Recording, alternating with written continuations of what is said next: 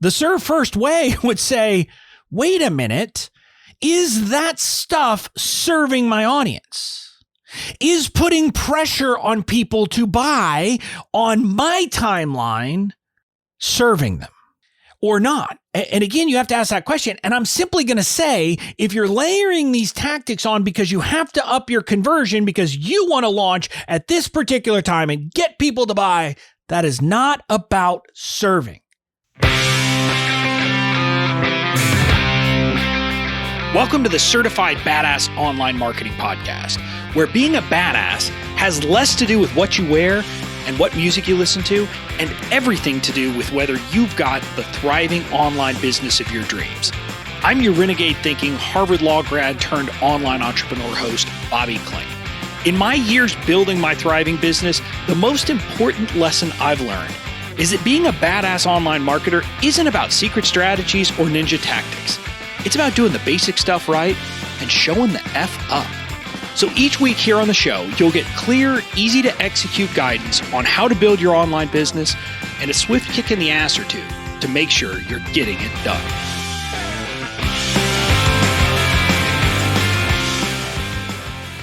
Hey there, welcome to episode 196 of the Certified Badass Online Marketing Podcast. I'm your host, Bobby Klink, and I'm excited for today's show because we're continuing our series called The Serve First Way, or the Serve First Entrepreneur Way, where we're talking about how to be a serve first entrepreneur, how to go about doing that, how to kind of, live your life and build your business in this serve first way. And we've covered a lot of ground already. We back in the first episode, 191 of the series, I kind of did a bit of a call to arms and told you kind of the introduction, why you need to do it. We talked about passions over profits. We've talked about people over transactions. We've talked about a lot of different ideas. If you haven't been following along, go back to episode 191 and start, because this is kind of meant to go as a sequence, as a series of things happening together. So we have talked about a lot of stuff, and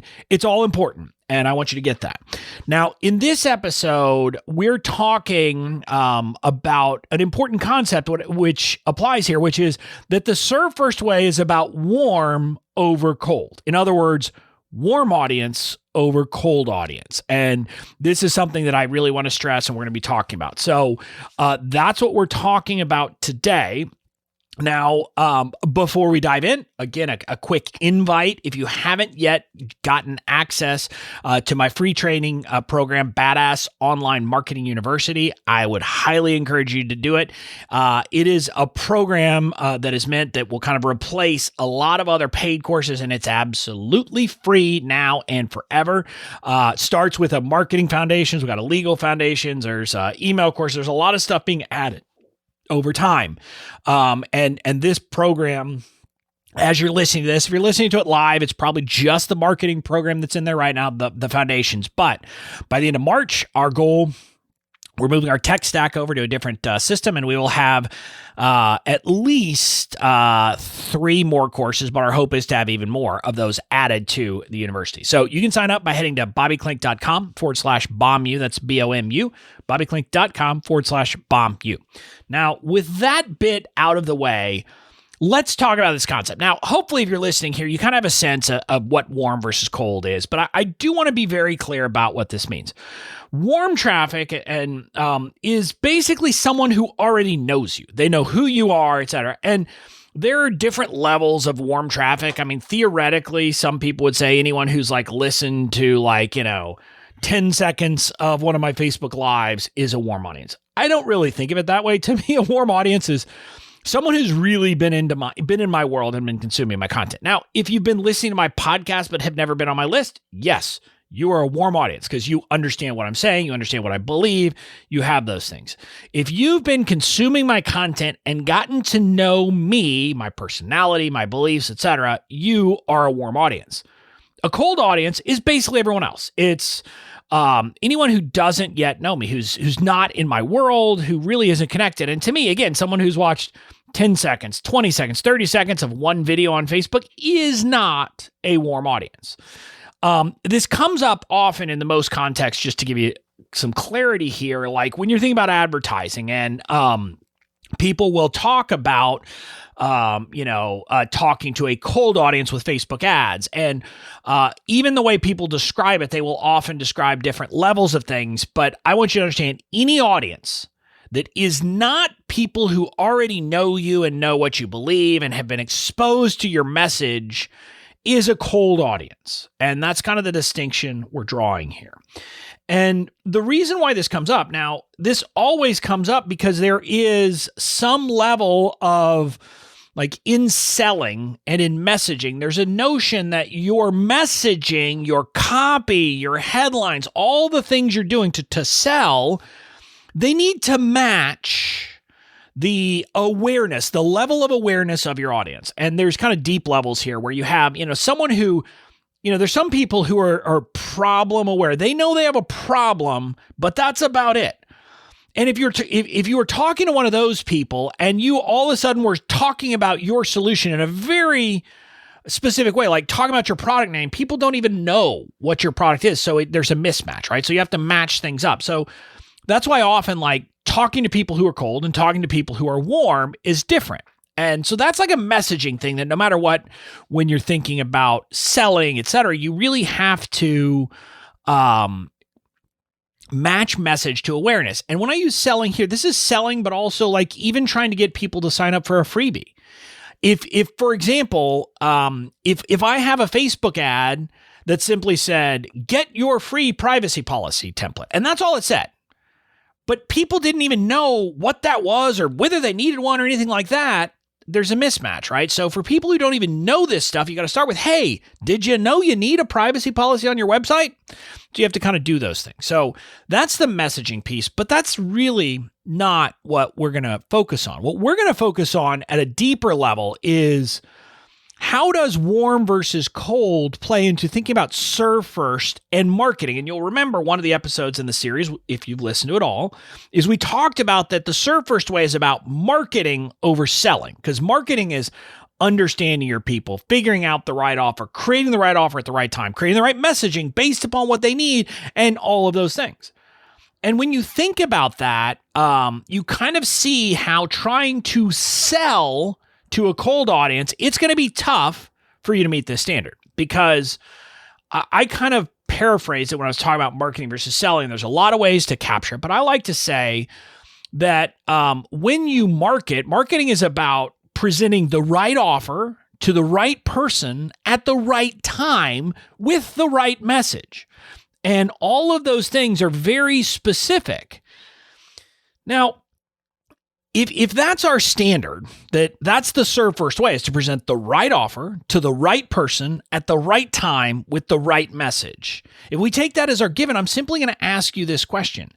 How likely is it that you would be able to do that to a cold audience of people who don't know you and you don't know yet? Now, maybe you've gotten a sense of people generally from, kind of audience, from all of these things, and maybe you can come up with what the right offer is, right? You can do that because you know, hey, I've talked to a lot of people, and my ideal customer, here are their problems, here's what they need, here's what they want. I can create that, I can solve it. So you can create the right offer, but getting it in front of them at the right time with the right message is going to be very hard if you're trying to sell to people who are cold. Now, you could do it, but you're going to be putting your offer and your message in front of, let's say, 1,000 people, hoping that 1 to 2 of them happen to be at that right moment and the message will resonate.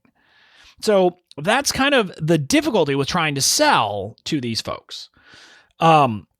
This tends to be why advertising to a cold audience directly to a sales page is hard, and not a lot of people make it work. Now, as I'm recording this in the last, 6 months or a year, there's been a trend of advertising on Facebook to what are called SLOs, self-liquidating offers. These are like $27 and $37 offers, and those can have some success because it's not a huge commitment for most people.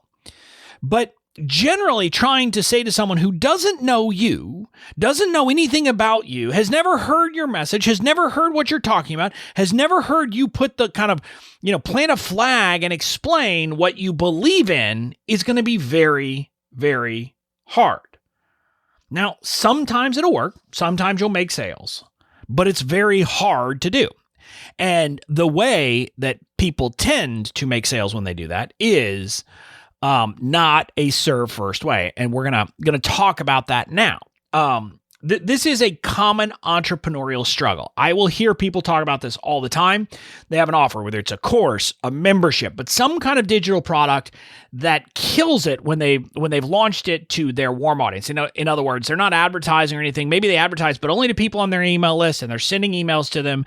And so it's people who know them, who like them, who trust them, who already have that built up, and they go and they're buying. So people have great success there. But then, they only have so many people on their list. And so they're like, well, what do I do now? And the common solution that most people are pitching them is, you do a launch. And you do a launch and you advertise to people who don't know you yet. You get them into the launch funnel, whether it's a webinar, a challenge, a video series, whatever it is. You get people into it, and then they will buy. Well, I can tell you that people say, okay, I'm going to do this. And it's like they're advertising to people who don't yet know them to get into their promotion. And most of them flop.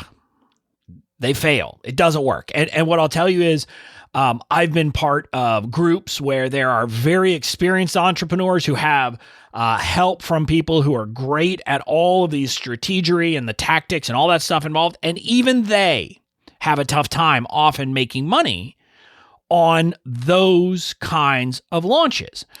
And the reason why that is let's just be clear. For you to be able to get cold people who don't know you, who really know nothing about you, to come in and buy from you over a very short, condensed period of time, where you do a webinar or a challenge or something, and then some emails afterwards, is tough.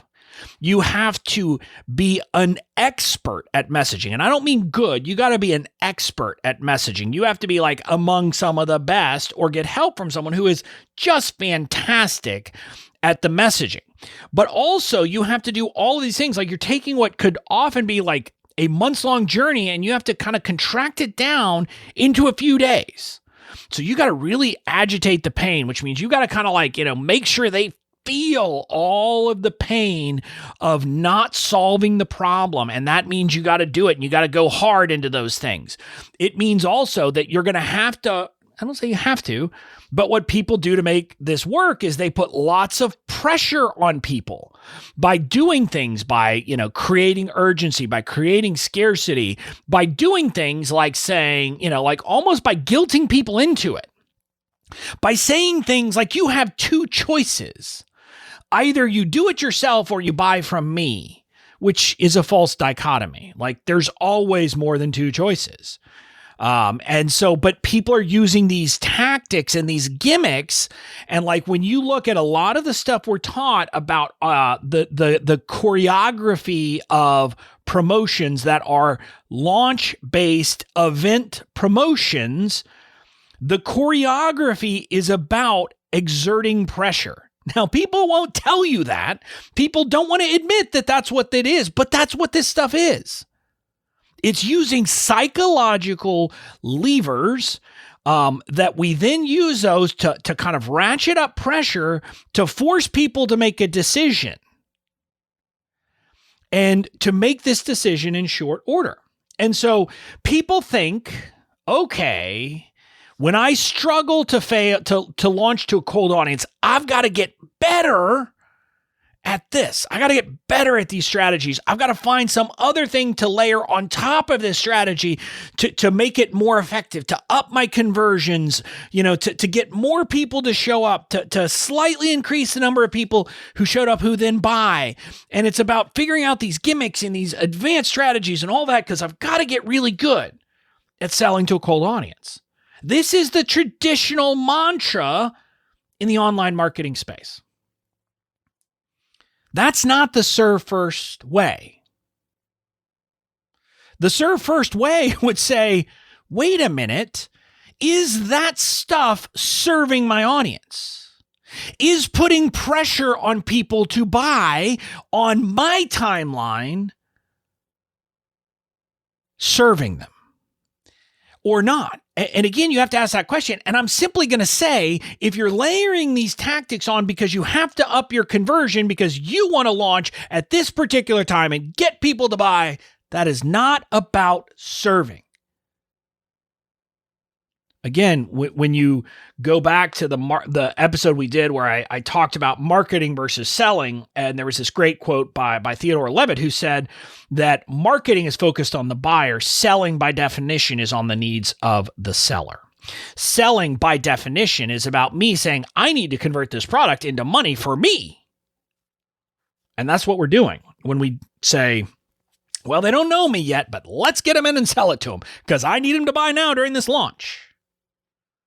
So the serve first way, instead of saying, let's do it this way, of saying, I got to get better at selling to cold, the serve first way says, no, I'm going to increase my warm audience. I'm going to focus on the stuff before the selling.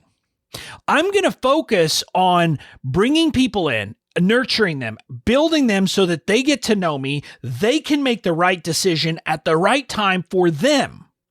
Not for me. It's about saying, I'm going to be list building all the time. I'm going to get people into my world. I'm going to let them know who I am, what I believe in, what I stand for, how I can help them. And I'm going to, keep myself top of mind by nurturing them, by connecting, etc. And people then get to decide, do they want to stay in my world or do they want to leave? On their terms, not mine.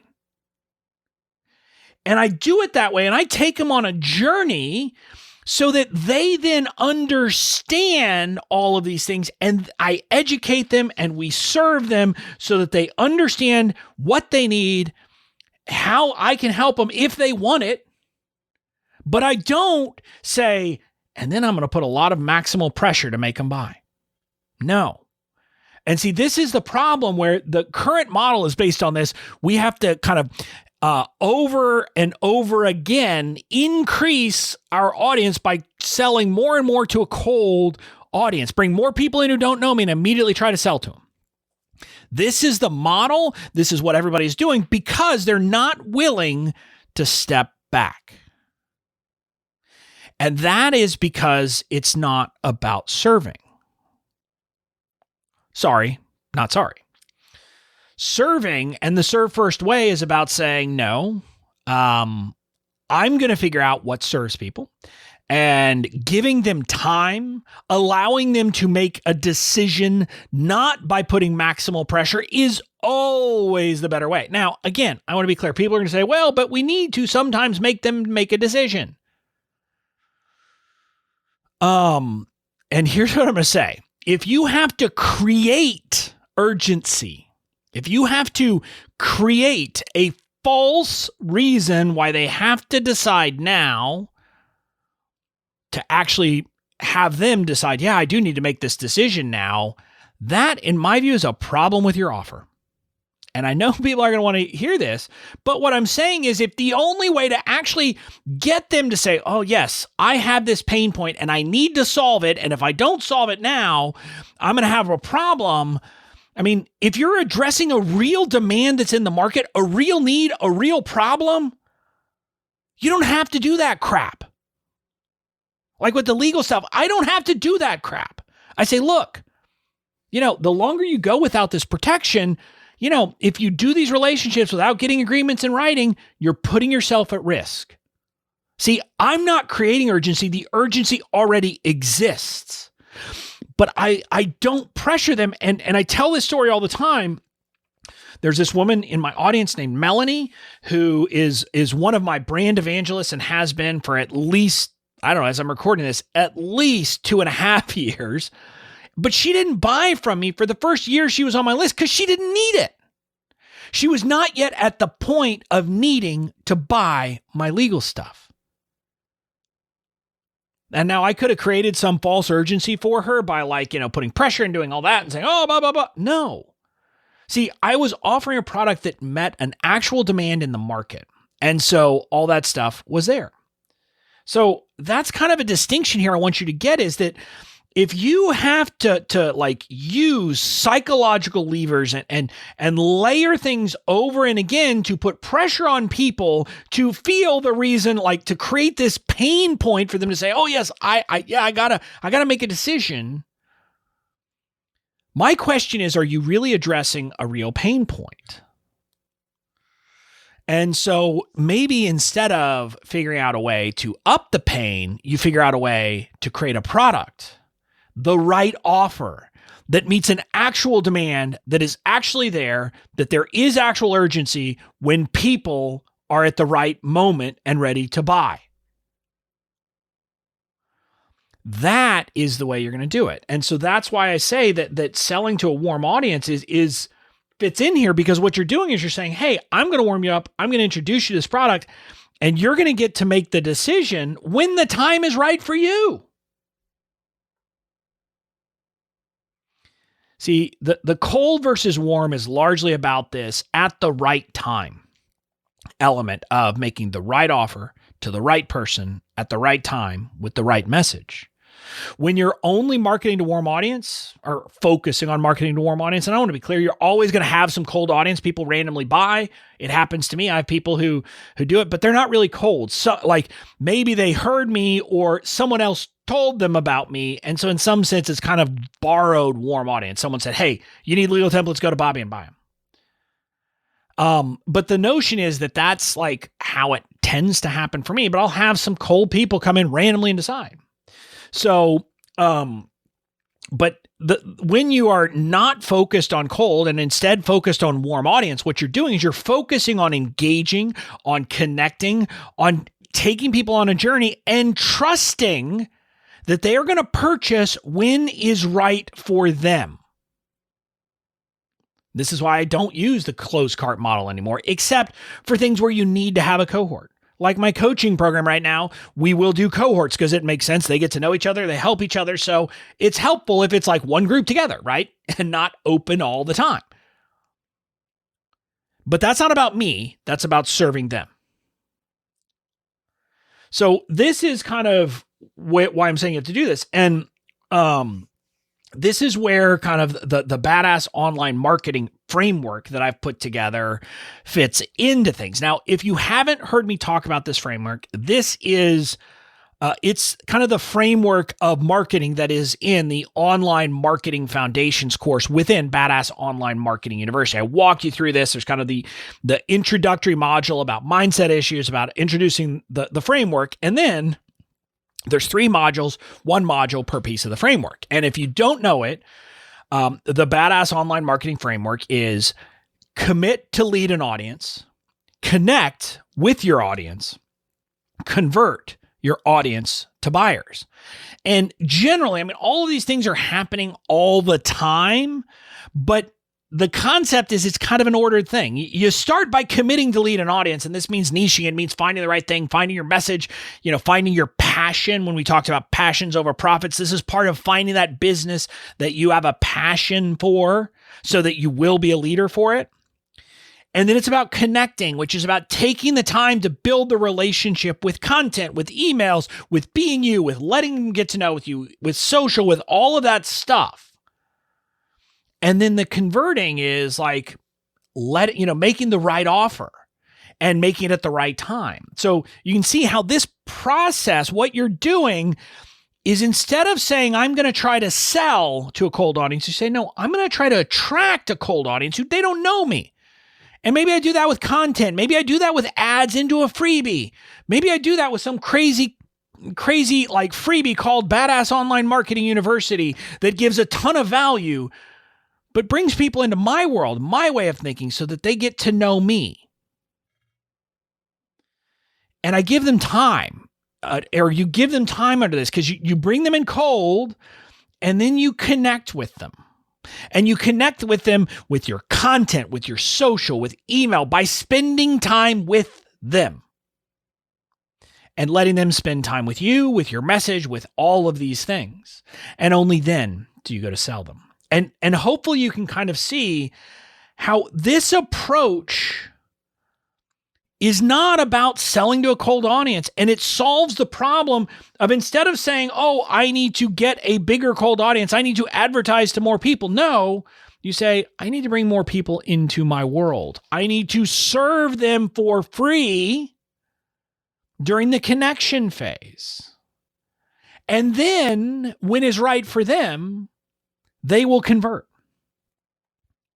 So this is what I'm saying. The serve first way is about selling to a warm audience. Now, you're obviously advertising, trying to attract a cold audience to grow your warm audience. But basically what you're doing is you're putting out content, you're doing email marketing, or not email marketing, sorry, you're putting out content, you're on social, you're advertising to grow your warm audience of people that you serve for a period. You serve them and you serve them and you serve them. And last week we talked about people over transactions. So we're willing to serve them and serve them and serve them.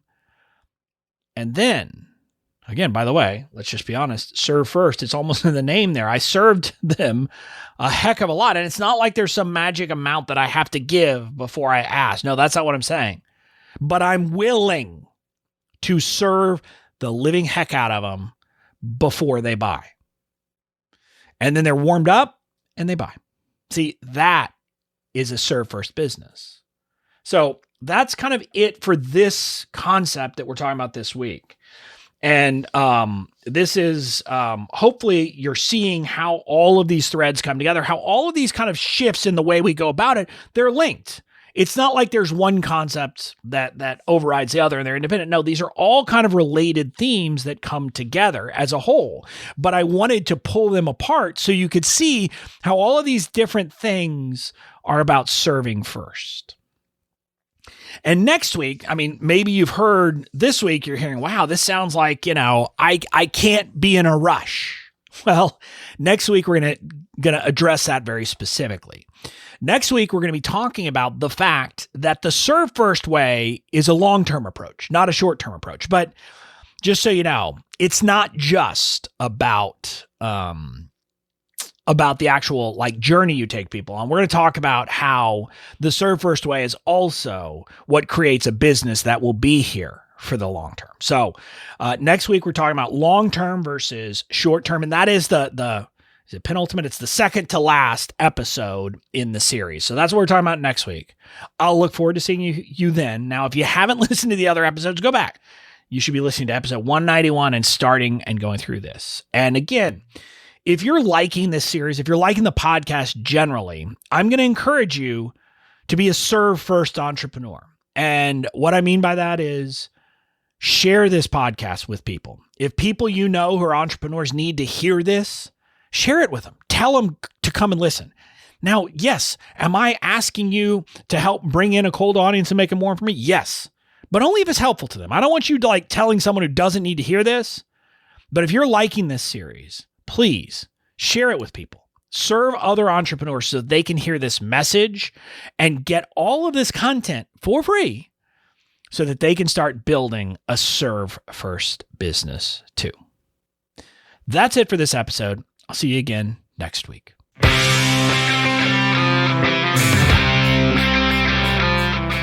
That's it for this episode of the Certified Badass Online Marketing Podcast. Make sure to tune in next time.